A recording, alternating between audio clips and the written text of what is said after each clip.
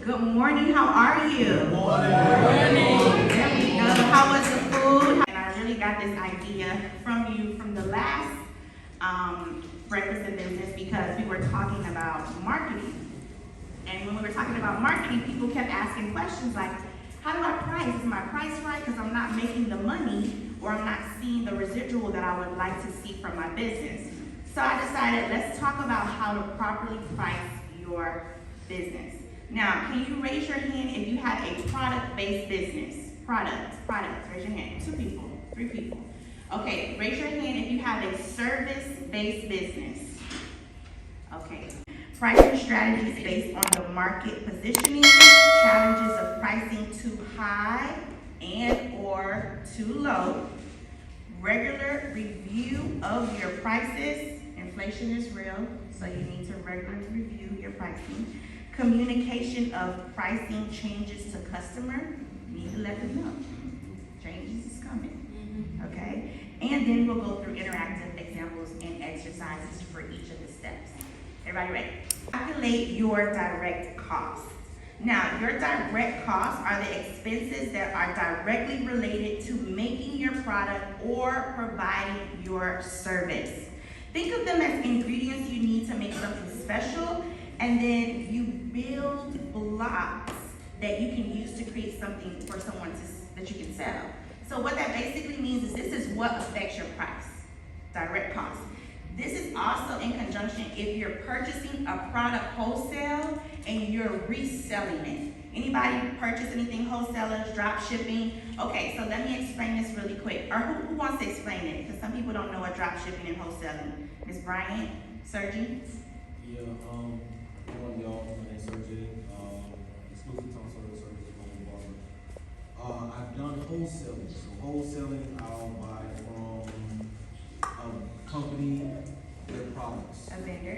Yeah, and just totally just take it and just resell it, market up, maybe $2, and Make a profit. And make a profit. Okay, so another great example is, let's talk about a shirt from the store.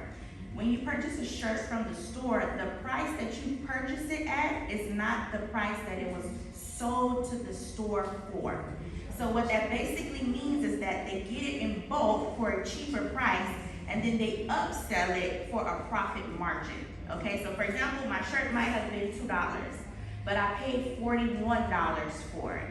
So they upsell it to make a profit. Now typically, if you're in my coaching classes, I would teach you that it should be 3 times the expense value, so that you have the option of rebuying the product or products, that you have some that goes into a savings account, and then you have one for your expenses.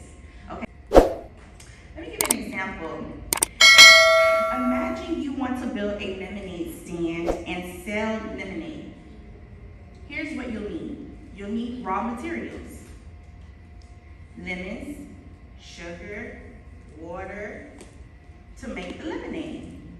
These are like the colors of your paint set. You mix them together to make something new. This is the same thing if you're thinking of a service-based business, how you're creating this business, and it's already in existence, so that means somebody else might be doing the same thing that you're doing.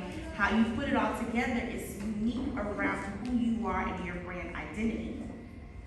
Duty.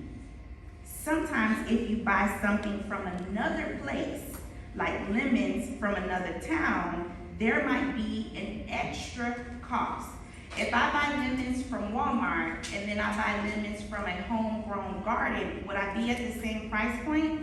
No. Why? One is wholesale, the other one is retail. They're both retail. They're both reselling it. Walmart sells and they buy in bulk. They get that for cheaper. Correct. That is absolutely correct. When you're buying from a manufacturer or buying from somebody who is making a handcrafted product, you will be at 2 different price points. That is the duty. That's the example of the duty. Now you have your shipping charges, what it costs to get the product to you and from you to the consumer. Most people do not calculate each of these items, and so they throw a price And because they throw a price, their profit margins either do not exist or they are very, very low because they have not factored in these costs that they have at every single product price point. Any questions on that? Everybody understands what I'm saying so far? Okay, perfect. So, your shipping. If you want to get the lemons delivered to your home, there might be a cost for bringing them to you. It's like when you order a toy online, there is a delivery fee. So that's the same thing when you're purchasing products for your business. You have to consider how much it costs for me to even get the product. Most people just go for the cost of the product. For example, if the shirt again was $5 and I do not include the shipping, and the shipping actually makes the shirt $7 and I sell it for $10, really I'm not making a $5 profit. I'm making a $3 profit because you have not calculated the shipping of the shirt. This is another one. This is a fancy way of saying payroll. Okay, it's a fancy way of saying payroll. This is the effort you as the business owner and or your employees, if you have employees, or someone else, putting into the squeezing of the lemonade, mixing the sugar, pouring in the water, stirring everything together. Imagine if you had a friend help you and you gave them a toy as a thank you. That's your labor. No one wants to work for free, not even the CEO. And technically, although it's big or small, you are the CEO of your business.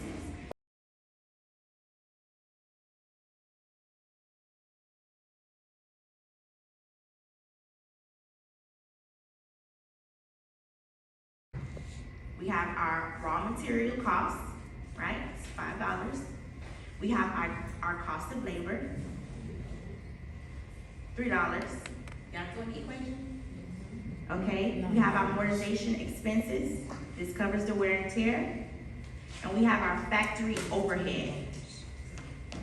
Now, factory overhead, people may assume that it's, oh, I need a building, and no, your factory overhead could be your lights, it could be your cell phone, it could be your internet, anything that is an overhead, meaning you need to have in order to activate making the toy car. For another example, it could be anything that you need to activate cutting someone's hair or doing eyelashes, or name your price. You name your price. And your labor costs can be your daily costs, meaning if you're gonna put in 5 hours, 4 hours, 8 hours, or your hourly costs. I build websites, it may take me 10 hours, I can charge an hourly rate. It is set to try and ensure that the company receives a high enough gross or profit margin to be able to pay for its indirect fixed costs while also earning a target price point. Who knows what a markup is? Because everybody knows it. If you go to Macy's Family and Friends, y'all know it is not a markdown. And your competitor sells them for less, everyone doing what? They going to your competitor.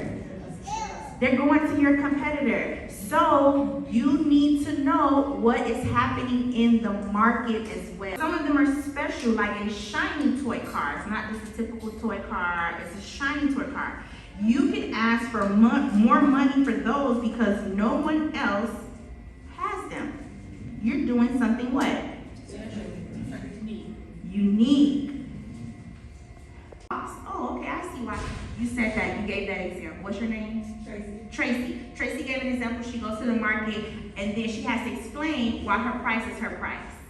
And then they can reevaluate the product because they can hold it, they can look at, okay, your box is better. Your soaps are better. Coaching is different. Why?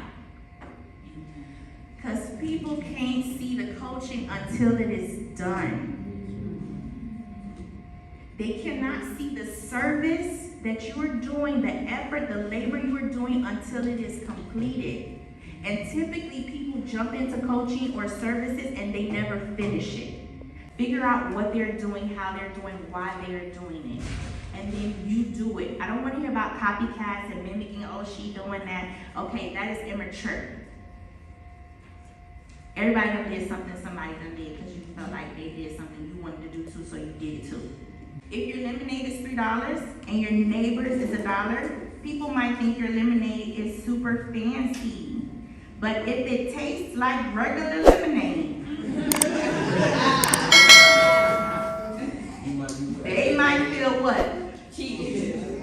Tricked was the word I put, but cheated works too.